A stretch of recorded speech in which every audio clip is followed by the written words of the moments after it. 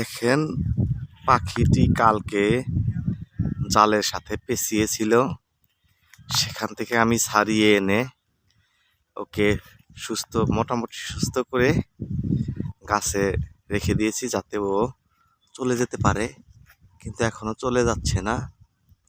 পাখিটি জন্য সবাই দোয়া করবেন যেন পাখিটি সুস্থ হয়ে চলে যেতে পারে। দেখুন কি অবস্থা, পাখির জন্য আমার খুব ভালোবাসা। এই পাখিটা অনেক অসুস্থ ছিল, কিছু একটু সুস্থ হয়েছে আর কি। তো আপনারা পাখিটার জন্য দোয়া করবেন প্লিজ। আর এরকম কাজ করতে পেরে নিজেকে ধন্য মনে করছি। আপনারা প্লিজ দোয়া করবেন পাখিটি যেন সুস্থ হয়। আর আমার চ্যানেলটা লাইক করবেন, কমেন্ট করবেন, শেয়ার করবেন, সাবস্ক্রাইব করবেন। তো পাখিটি দেখেন কিভাবে ঢুলছে। আসলে পাখিটি কি হবে, ভালো হবে কিনা তাও ভালোভাবে বলতে পারতেছি না।